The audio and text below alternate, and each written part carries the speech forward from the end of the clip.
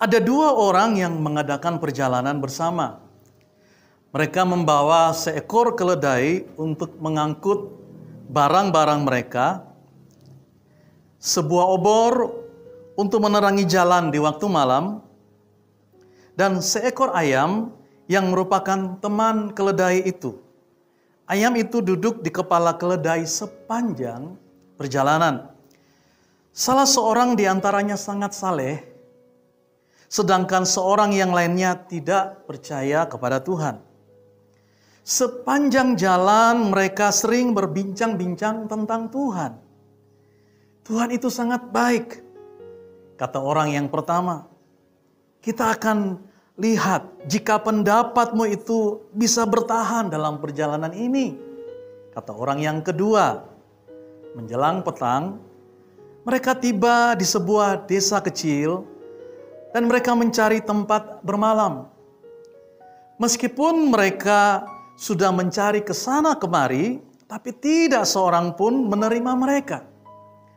Dengan berat hati mereka meneruskan perjalanan sampai keluar kota itu dan mereka memutuskan tidur di sana. Saya pikir kamu tadi bilang bahwa Tuhan itu baik, kata orang kedua dengan sinis. Tuhan telah memutuskan bahwa disinilah tempat bermalam kita yang terbaik, jawab temannya. Mereka memasang tempat tidur mereka di bawah sebuah pohon yang besar, di samping jalan menuju ke desa tadi. Lalu mengikat keledai mereka 5 meter dari tempat tidur mereka. Ketika mereka mau menyalakan obor, tiba-tiba terdengar suara gaduh. Seekor singa menerkam keledai mereka hingga mati dan menyeretnya untuk dimakan. Dengan segera kedua orang itu memanjat pohon agar selamat. Kamu masih bilang bahwa Tuhan itu baik, kata orang yang kedua dengan marah. Jika singa itu tidak menerkam keledai kita, ia tentunya menyerang kita. Tuhan memang baik, jawab orang yang pertama. Beberapa saat kemudian terdengar jeritan ayam mereka. Dari atas pohon, mereka bisa melihat bahwa seekor kucing liar telah menerkam ayam mereka dan menyeretnya ke sana kemari. Sebelum orang kedua sempat berkata sesuatu, orang yang pertama mengatakan, jeritan ayam itu sekali lagi menyelamatkan kita. Tuhan itu baik. Beberapa menit kemudian, hembusan angin kencang memadamkan obor mereka, yang merupakan satu-satunya penghangat badan mereka di malam yang kelam itu. Sekali lagi orang yang kedua mengejek temannya. Tampaknya kebaikan Tuhan terus bekerja sepanjang malam ini, katanya. Kali ini orang yang pertama diam saja. Pagi hari berikutnya, kedua orang itu kembali menuju desa itu untuk mencari makanan. Mereka segera mendapati bahwa segerombolan besar perampok telah menyerang desa itu semalam dan merampok seluruh desa itu. Mengetahui hal ini, orang yang pertama berkata, akhirnya menjadi jelas bahwa Tuhan itu memang sangat baik. Seandainya kita semalam di desa ini, maka kita pasti sudah dirampok bersama seluruh desa ini.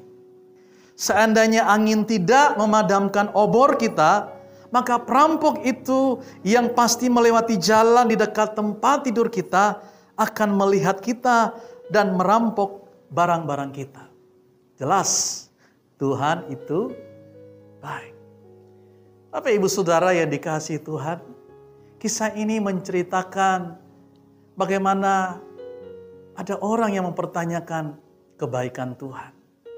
Bahkan di tengah-tengah krisis yang sedang terjadi, pertanyaan yang kerap kali muncul dalam pikiran orang-orang adalah, di manakah Tuhan saat orang-orang benar menghadapi persoalan dalam kehidupannya? Apakah Tuhan itu tetap baik sementara kita sedang mengalami situasi yang tidak baik? Persoalan datang silih berganti, krisis datang menghadang kehidupan kita. Apakah kebaikan Tuhan bisa dinyatakan di dalam kehidupan kita? Bapak Ibu Saudara yang dikasihi Tuhan, hari ini kita bicara tentang Allah itu baik setiap saat. Setiap saat Allah itu baik.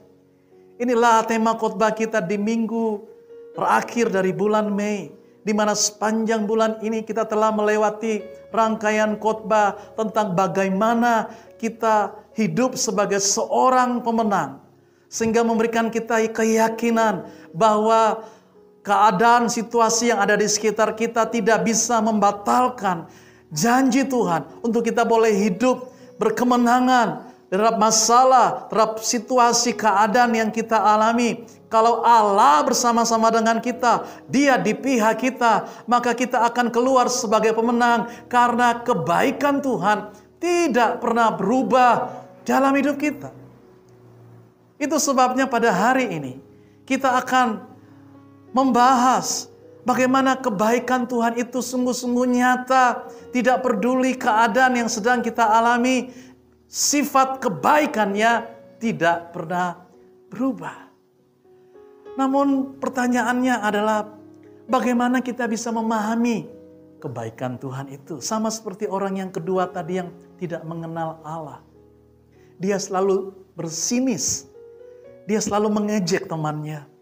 Sedangkan temannya selalu melihat kebaikan Tuhan dalam segala hal. Dia selalu melihat Tuhan itu turut bekerja untuk mendatangkan kebaikan. Namun temannya yang kedua selalu tidak percaya bahwa kesukaran, kemalangan, ancaman, bahaya yang mereka hadapi itu bukan kebaikan Tuhan, kata orang yang kedua. Itu sebabnya penting sekali kita memahami seperti apakah kebaikan Tuhan. Kebaikan Tuhan itu yang pertama, Bapak Ibu Saudara yang dikasihi Tuhan,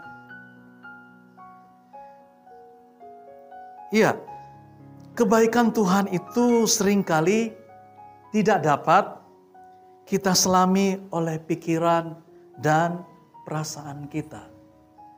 Betul, sulit untuk kita bisa pikirkan tentang kebaikan Tuhan. Karena kenyataan hidup yang kita alami seringkali berlawanan dengan apa yang Tuhan janjikan dalam hidup kita. Sehingga ada orang berkata, kalau Tuhan itu baik, kenapa Dia biarkan anak-anaknya menderita? Kalau Tuhan itu baik, kenapa Dia tidak menjaga hidup saya? Sehingga saya diluputkan dari musibah yang datang menimpa kehidupan saya. Oh, kalau Tuhan itu baik, kenapa Dia tidak menghalangi badai itu datang dan menerpa kehidupanku saat ini? Kebaikan Tuhan kadang-kadang sulit untuk dipahami dengan pikiran. Bahkan sulit untuk kita bisa memahami dengan perasaan kita. Karena bagaimana mungkin seringkali kita melihat ada orang yang justru tidak mengenal Tuhan. Bahkan menghujat Tuhan. Namun kehidupannya justru jauh lebih baik. Sepertinya kehidupannya jauh dari sakit penyakit. Sehat-sehat, segar-segar saja. Seperti pergumulan Asaf di dalam Mazmur. Sehingga timbul iri hati di dalam dirinya karena dia melihat sepertinya orang-orang yang tidak mengenal Allah hidupnya jauh lebih baik daripada orang yang hidup berkenan kepada Tuhan. Sulit kita bisa memahami. Bagaimana mungkin kalau kita melihat hari-hari ini orang yang dahulunya hidupnya hancur, hidup di dalam dosa, tetapi dipulihkan Tuhan. Sehingga hari ini diberkati dengan luar biasa. Berhasil dipakai Tuhan dengan luar biasa. Itu yang seringkali saya renungkan tentang diri saya. Bagaimana mungkin hidup saya ini. Saya tahu persis bagaimana masa lalu saya. Saya tahu persis kekurangan dan kelemahan saya. Saya tahu. Tapi Tuhan mempercayakan saya, memilih saya untuk menjadi alatnya. Bagaimana mungkin Tuhan bisa memilih dan memakai hidup saya. Seringkali saya sulit memikirkan. Tetapi itulah yang terjadi. Itu sebabnya sulit saya bisa memikirkan tentang kebaikan Tuhan. Namun itulah yang terjadi di dalam kehidupan kita. Kita tidak bisa memikirkan dan merasakan kebaikan Tuhan. Kenapa? Karena memang pikiran Tuhan dan pikiran kita seperti langit dan bumi. Karena memang rancangan kita dan rancangan Tuhan itu jauh berbeda. Itu yang dikatakan dalam Yesaya pasal 55 ayat 8 sampai dengan ayatnya yang ke-9. Dikatakan di sana demikianlah firman Tuhan, Yesaya pasal 55 ayatnya yang ke-8. Sebab rancanganku bukanlah rancanganmu, dan jalanmu bukanlah jalanku. Demikianlah firman Tuhan. Seperti tingginya langit dari bumi, demikianlah tingginya jalanku dari jalanmu dan rancanganku dari rancanganmu. Inilah yang seringkali menyebabkan kita sulit untuk bisa memahami tentang kebaikan Tuhan.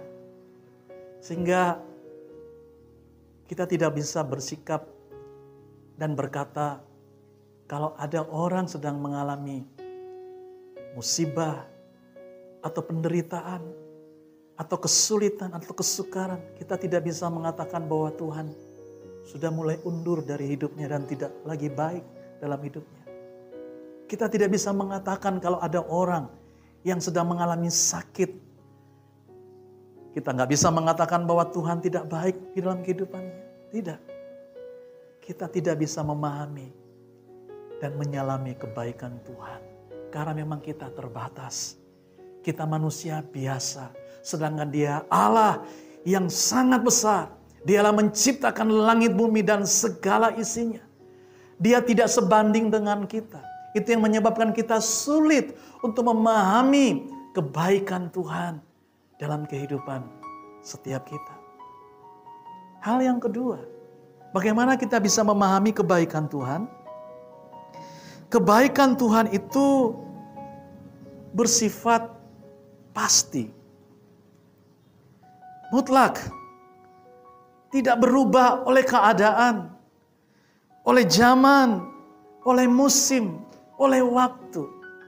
Artinya keberadaan Allah yang amat sangat baik. Sejak dari dulu Allah itu baik. Dan semua yang Dia kerjakan itu dikerjakan dalam kebaikannya. Dan semua yang Dia pikirkan tentang alam semesta ini adalah untuk kebaikan kita. Semua yang Dia rancangkan untuk umat manusia itu untuk kebaikan manusia. Dan istimewanya, semua yang Dia pikirkan tentang saudara dan saya, itu juga untuk kebaikan kita. Yang Tuhan pikirkan bagi kita adalah bagaimana setiap kita bisa mengalami kebaikan demi kebaikan di dalam kehidupan kita. Karena apa? Kebaikan Tuhan bersifat pasti, absolut, mutlak, tidak pernah berubah oleh keadaan yang ada di sekitar kita, oleh situasi yang sedang menimpa kehidupan kita. Tidak ada yang bisa menggagalkan kebaikan Tuhan. Tidak ada yang bisa membatalkan kebaikan Allah dalam kehidupan kita. Dan ini merupakan hal yang sangat luar biasa bagi kita orang-orang yang percaya kepada Tuhan. Dia merancangkan yang terbaik dalam hidup kita. Itu sebabnya Mazmur pasal 100 ayat 5. Mazmur ini ditulis oleh Raja Daud. Dia menyaksikan siapa Tuhan itu. Dia berkata, sebab Tuhan itu baik. Kasih setianya untuk selama-lamanya. Kasih setianya tidak pernah berubah. Baik oleh musim, baik oleh waktu, baik oleh keadaan apapun. Kasih setianya untuk selama-lamanya. Dan kesetiaannya tetap turun-temurun. Bukan cuma kita yang akan mengalami kebaikan Tuhan. Tapi generasi kita berikutnya, anak-anak kita, cucu-cucu kita. Semua generasi akan mengalami kebaikan Tuhan. Karena sifat Allah adalah baik. Sehingga Tuhan tidak pernah merancangkan yang buruk dalam kehidupan manusia. Allah tidak pernah merancangkan yang jahat bagi kehidupan kita. Yeremia 29 ayat 11 dikatakan, aku tahu rancangan-rancangan yang ada padaku mengenai kamu bukanlah rancangan kecelakaan, namun rancangan yang memberikan hari esok yang penuh harapan. Itulah rancangan Tuhan bagi hidup kita. Dia ingin melihat hidup kita makin baik. Dia ingin melihat hidup kita makin diberkati Tuhan. Keluarga kita makin akur. Dia ingin melihat usaha kita makin diberkati Tuhan. Anak-anak kita berhasil. Sehingga hidup kita menjadi berkat bagi banyak orang. Dan nama Tuhan dipermuliakan. Itulah kerinduan Allah bagi setiap kita anak-anaknya. Itulah kebaikan Tuhan. Dan ini yang kita harus sadari dalam hidup kita. Sehingga tidak ada alasan untuk kita mengeluh dan bersungut-sungut. Dan mulai berkata, sepertinya Tuhan tidak lagi memperhatikan kehidupan saya.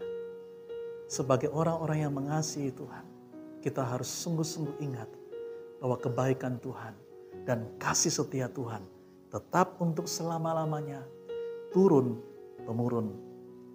Baik untuk kita, baik untuk anak-anak kita, baik untuk cucu-cucu kita. Bahkan Allah turut bekerja untuk menjadikan yang tidak baik menjadi baik. Itulah yang Tuhan lakukan kepada orang yang buta.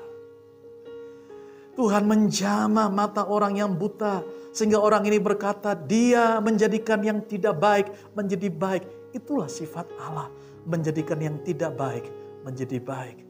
Sehingga kalau hari-hari ini kita sedang menghadapi sebuah situasi yang kurang baik, tidak baik, bahkan sangat tidak baik. Disinilah kita akan melihat bagaimana kepribadian Allah itu, yang dahsyat itu, mengubah yang tidak baik menjadi baik. Karena Dia selalu merancangkan yang terbaik bagi setiap orang, bagi kita anak-anak Tuhan. Dia ingin supaya segala yang bernafas memuji Tuhan.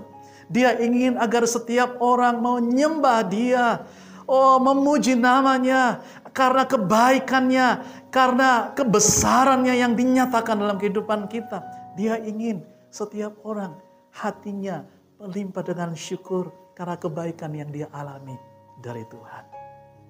Itulah kebaikan Tuhan. Tidak berubah untuk selama-lamanya.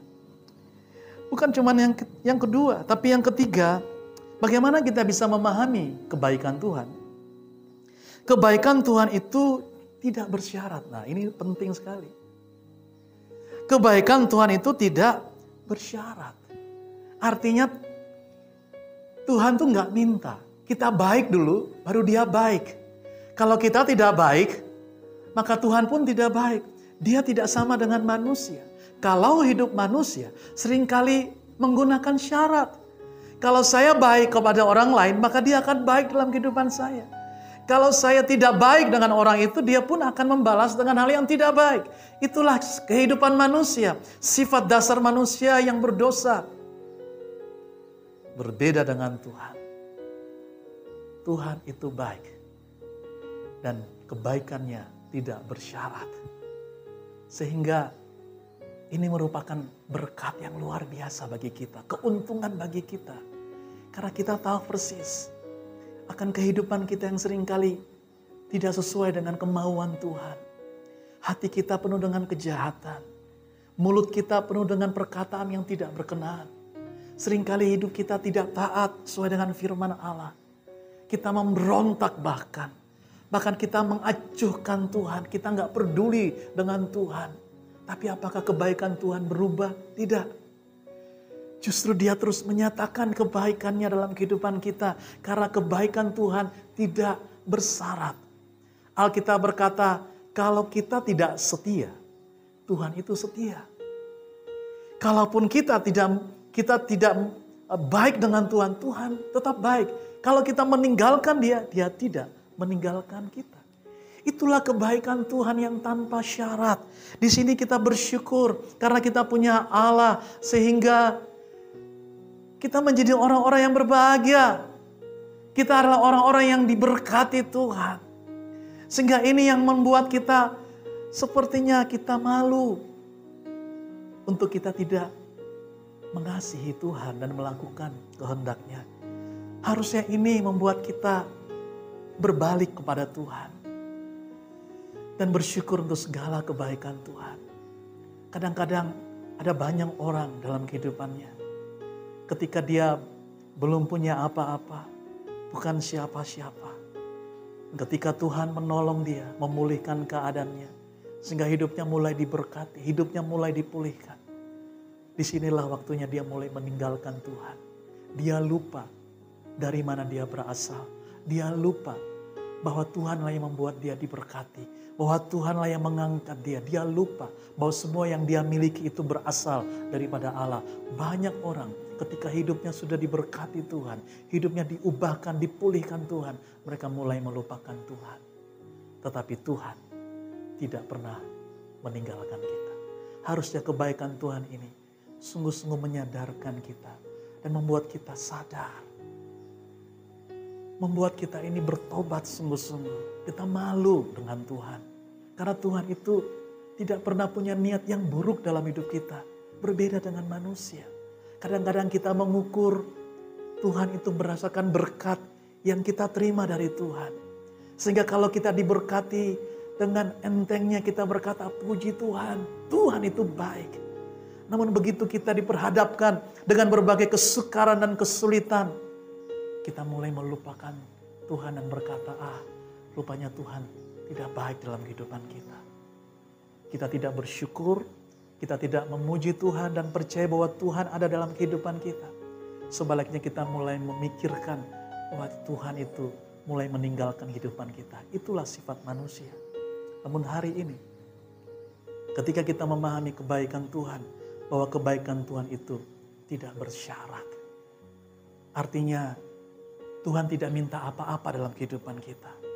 Kalau kita menerima kebaikan Tuhan, itu bukan karena kebaikan kita. Bukan karena kita lebih pintar, lebih hebat, lebih jago daripada orang lain, tidak. Kalau Tuhan itu baik dalam hidup kita, itu semua karena anugerahnya. Itu semua karena kasih karunia-Nya di dalam hidup kita. Kita yang tidak layak, dilayakkan oleh Tuhan. Itulah yang kita pelajari dalam kitab Roma, pasal 8. Yang menjadi nats kita pada sepanjang minggu ini. Roma pasal 8 dikatakan ayatnya yang ke-31. Sebab itu apakah yang akan kita katakan tentang semuanya itu? Jika Allah di pihak kita, siapakah yang akan melawan kita? Ia yang tidak menyayangkan anaknya sendiri, tetapi yang menyerahkannya bagi kita semua. Bagaimanakah mungkin ia tidak mengaruniakan segala sesuatu kepada kita bersama-sama dengan Dia? Ayat ini jelas sekali menunjukkan keberadaan Tuhan yang begitu baik. Dia berkata bahwa Dia yang tidak menyayangkan anaknya untuk diberikan bagi kita agar hidup kita dipulihkan. Dosa kita diampuni melalui pengorbanan Yesus. Bagaimana mungkin Dia tidak memberkati kita dan menyatakan kebaikan kita untuk hal-hal yang lain. Di sini jelas sekali bahwa kalau kita semua menerima kebaikan Tuhan, itu semua karena anugerah Tuhan, karena kebaikan Tuhan. Dan itu akan kita terus alami, terus menerus di dalam kehidupan kita. Tuhan akan memelihara kita dan menyatakan kebaikannya yang tidak pernah berkesudahan. Itulah hak istimewa kita sebagai umat pilihan Allah. Dia bertanggung jawab untuk menjaga dan memelihara kehidupan kita. Itulah 3 hal untuk kita bisa memahami kebaikan Tuhan dalam hidup kita. Nah, pertanyaan berikutnya adalah, mengapa orang seringkali meragukan kebaikan Tuhan? Ada kan orang yang seringkali meragukan kebaikan Tuhan? Apalagi ketika dia menghadapi banyak persoalan dan tantangan yang bertubi-tubi. Apalagi dia tidak menemukan jawaban atau alasan di balik semua peristiwa yang dia alami. Tentu dia mulai mengalami ragu-ragu dengan Tuhan. Dia mulai berpikir sepertinya Tuhan mulai meninggalkan dia. Ada 3 alasan mengapa orang meragukan kebaikan Tuhan. Mari kita lihat. Alasan yang pertama adalah orang ini tidak sungguh-sungguh percaya kepada Tuhan. Ini alasan yang pertama. Kenapa orang meragukan kebaikan Tuhan dalam hidupnya? Karena dia tidak sungguh-sungguh percaya kepada Tuhan. Artinya orang ini mau ikut Tuhan kalau dia lihat hidupnya diberkati. Artinya orang ini cari Tuhan, hanya cari berkatnya saja. Dia hanya cari kesembuhan saja. Dia hanya cari hal-hal yang baik. Sehingga dia menjadikan Tuhan itu hanya seperti dukun saja. Yang ketika dia datang memohon pertolongan dan dia ditolong, setelah itu bye-bye dengan Tuhan. Tidak ada lagi hubungan dengan Tuhan. Itulah alasan mengapa orang itu meragukan kebaikan Tuhan. Karena mereka hanya memanfaatkan Tuhan saja untuk keuntungan diri mereka sendiri. Mereka hanya memanfaatkan Tuhan untuk kepentingannya sendiri. Begitu dia diberkati, kepentingannya dia diperoleh, dia mendapatkan manfaat, setelah itu dia lupakan Tuhan. Nanti begitu dia ada masalah, persoalan, baru dia ingat Tuhan lagi dan dia datang kepada Allah. Orang seperti ini hanya menjadikan Tuhan itu ban serep. Artinya dia perlu Tuhan hanya kalau dia butuh masalah. Kalau ada dia butuh pertolongan, baru dia cari Tuhan. Orang seperti ini sulit untuk bisa mengalami kebaikan Tuhan. Kenapa? Karena dia selalu merasa bahwa Tuhan itu bukanlah yang utama. Dan dia tidak sungguh-sungguh percaya kepada Tuhan. Ada banyak orang yang hidupnya seperti ini hari-hari ini. Mereka hanya mau datang kepada Tuhan untuk mencari pertolongannya saja. Untuk mencari kesembuhannya saja. Namun ketika mereka dapatkan semuanya itu, mereka tidak membangun relasi kasih dengan Tuhan. Padahal Tuhan berkata, barang siapa yang mengikut aku, dia harus mengasihi aku dengan segenap hatinya, dengan segenap jiwanya, dengan segenap kekuatannya. Tuhan katakan, kasihilah Tuhan Allahmu dengan segenap hatimu. Bukan hanya ketika kita diberkati saja, tapi dalam segala hal kita harus tetap mengasihi Tuhan dengan segenap hati kita. Ini yang membuat kita terus mengalami kebaikan Tuhan. Ini yang membuat iman kita tidak pernah goyah. Ini yang membuat kesetiaan kita ikut Tuhan tidak pernah berubah. Karena kita mengikut Tuhan bukan untuk mencari berkat-Nya, mencari pertolongannya saja. Tapi kita mau mengasihi Dia dengan segenap hati kita. Dengan segenap kekuatan kita. Dengan segenap pikiran kita. Kita mau sungguh-sungguh mengasihi Dia. Itu yang Tuhan mau dalam hidup kita. Mengasihi Tuhan sungguh-sungguh. Dengan segenap keberadaan hidup kita.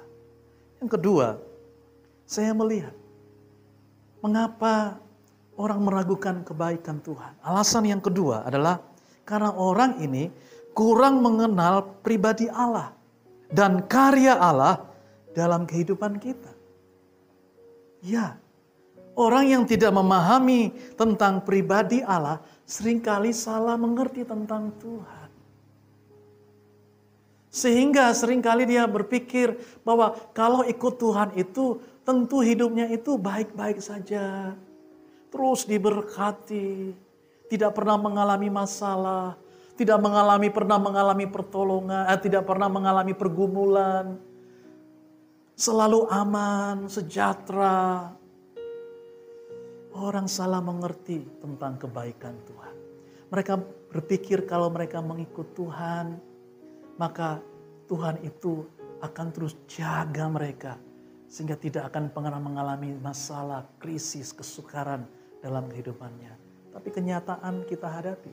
Selama kita masih tinggal di bumi ini, kita akan terus mengalami masalah dan pergumulan. Ada penderitaan demi penderitaan yang akan kita hadapi di dalam kehidupan kita. Namun, apakah dengan demikian Allah tidak baik dalam hidup kita? Tidak sama sekali. Tuhan itu tetap baik di dalam kehidupan kita. Dia tidak pernah berubah kebaikannya untuk selama-lamanya. Hal ini bisa kita ketahui kalau kita sungguh-sungguh mengenal siapa Allah dan apa yang Dia lakukan di dalam kehidupan kita. Coba lihat Yesus. Dia rela datang ke dunia ini. Dia mengorbankan kenyamanan surga untuk hidup di tengah-tangah dunia ini. Dia menjadi teladan bagaimana Dia menolong dan melayani orang-orang. Bahkan Dia berkorban, Dia menderita karena Dia ingin orang-orang diselamatkan. Dia dianiaya, Dia difitnah, Dia dicoba dibunuh. Itulah yang Yesus lakukan. Apakah Tuhan tidak baik? Dia baik. Karena di balik semuanya itu Tuhan punya rencana yang mulia. Ada rancangan Allah yang besar yang Tuhan sedang kerjakan lewat kehidupan Yesus. Yaitu supaya setiap orang yang percaya tidak binasa. Melainkan beroleh hidup yang kekal. Itulah maksud yang Tuhan kerjakan oleh diri Yesus. Hal yang sama. Ada orang meragukan kebaikan Tuhan. Karena dia tidak mengenal pribadi Allah dan karyanya dalam kehidupan kita. Sebaliknya kalau kita tahu siapa Tuhan. Kita tahu bahwa jalan-jalannya itu adalah jalan-jalan yang membawa kita kepada kemenangan. Kalau kita tahu bahwa dia Allah yang maha kuasa. Yang sanggup menolong dan memulihkan kehidupan kita. Yang bekerja di tengah-tengah kesukaran bahkan krisis. Dan mengeluarkan kita dan menjadikan kita sebagai pemenang. Kalau kita tahu bahwa kuasanya tidak pernah berubah dari dulu, sekarang sampai selama-lamanya. Kalau kita tahu dia Allah yang maha tahu dan dia mengerti apa yang kita sedang alami hari-hari ini. Kita tidak akan pernah meragukan kebaikan Allah di dalam hidup kita. Sebaliknya kita akan sungguh-sungguh semakin mengasihi Tuhan. Semakin melekat kepada dia. Semakin mengikuti apa yang Tuhan mau dalam hidup kita. Dan kita mau dibentuk seturut dengan kehendaknya. Karena kita tahu kita ada di dalam tangan yang begitu baik. Yang mengasihi kita. Saat ini Bapak Ibu Saudara. Tuhan mengasihi kita. Tanpa syarat apapun. Itu sebabnya kenalilah pribadinya. Dan karyanya yang ajaib di dalam hidup kita. Yang terakhir. Mengapa orang sulit dan meragukan kebaikan Tuhan dalam hidupnya? Alasan yang ketiga adalah karena hidupnya dikuasai oleh sikap egois, sifat yang mementingkan diri sendiri. Sehingga semuanya diukur daripada apa yang dia rasakan. Kalau perasaannya nggak enak, dia akan berkata, hari ini saya nggak diberkati Tuhan, nggak merasakan Tuhan. Tuhan jauh dari kehidupan saya. Orang ini egois. Kalau dia merasakan sepertinya berkatnya kurang hari ini, dia berkata, berkat Tuhan kurang hari ini. Orang lain lebih diberkati Tuhan daripada hidup saya. Orang ini egois, dia lebih mementingkan dirinya sendiri. Orang yang egois, sulit untuk bisa memahami kebaikan Tuhan. Kenapa? Karena dia selalu melihat dirinya sendiri. Itu sebabnya dia sulit untuk bersyukur kepada Tuhan. Dan melihat bahwa Tuhan itu baik. Bahwa kalau hari ini dia masih hidup dan bernafas. Terpelihara dengan luar biasa. Itu membuktikan pemeliharaan Allah yang luar biasa. Orang ini sulit mengerti bahwa dalam keadaan yang buruk pun Allah sanggup mengubah itu menjadi kebaikan di dalam kehidupan kita. Itu sebabnya Bapak Ibu Saudara yang dikasihi Tuhan. Mari kita terus bersyukur kepada Tuhan. Jangan jadi orang yang egois. Yang hanya mementingkan diri kita sendiri. Karena orang yang egois itu pikirannya sempit. Dia lupa bahwa semua yang dia peroleh itu datang dari Tuhan. Tapi sebaliknya, orang yang mengenal Allah adalah Allah yang baik. Hidupnya penuh dengan syukur. Dia percaya bahwa Tuhan tidak pernah meninggalkan dia. Dalam keadaan suka, dalam keadaan duka, dalam keadaan hari-hari tenang, dalam keadaan gejolak sekalipun, Tuhan selalu baik. Itu yang dialami oleh para murid. Ketika mereka di perahu bersama-sama dengan Yesus, tiba-tiba ada angin ribut yang membuat perahu mereka hampir tenggelam. Apakah Yesus tidak baik? Dia baik. Yesus hadir di sana dan dia meredakan badai itu. Dan murid-muridnya melihat penyertaan Tuhan yang luar biasa. Pagi hari ini, mari kita mengalami kebaikan Tuhan yang tidak pernah berubah itu. Saya berdoa agar kita semua mengalami dan merasakan betapa baiknya Allah itu. Dalam segala hal yang kita sedang alami, Dia selalu hadir, memberikan kita kekuatan, penghiburan. Bahkan ketika kita sakit, Dia menyembuhkan kita. Ketika kita lemah, Dia menguatkan kita. Ketika kita berkekurangan, Dia menyediakan segala keperluan kita. Dia yang bekerja jauh lebih banyak daripada apa yang kita pikirkan dan kita doakan. Dialah yang membuka pintu-pintu pertolongan. Dia yang buat terobosan dalam kehidupan kita. Bagi Tuhan, tidak ada yang mustahil. Sambutlah anugerah Tuhan dan percayalah bahwa ada hari esok bagi setiap orang yang percaya kepada Tuhan. Mari kita berdoa. Bapa, kami percaya Tuhan, bahwa kebaikan-Mu tidak pernah berubah oleh waktu, oleh musim, oleh apapun juga. Kami meyakini bahwa kasih setia Tuhan itu untuk selama-lamanya, bahkan turun-temurun. Itu sebabnya hari ini kami bersyukur sebagai anak-anak-Mu Tuhan. Karena kami akan terus mengalami dan melihat kebaikan Tuhan sepanjang jalan yang akan kami tempuh. Kebaikan demi kebaikan itu yang akan mewarnai kehidupan kami. Terima kasih Tuhan. Karena kami diberkati Tuhan, kami dikasihi Tuhan, kami disertai Tuhan. Kami tidak takut dan kami tidak khawatir tentang hari esok. Karena Tuhan, kebaikan-Mu terus akan kami alami.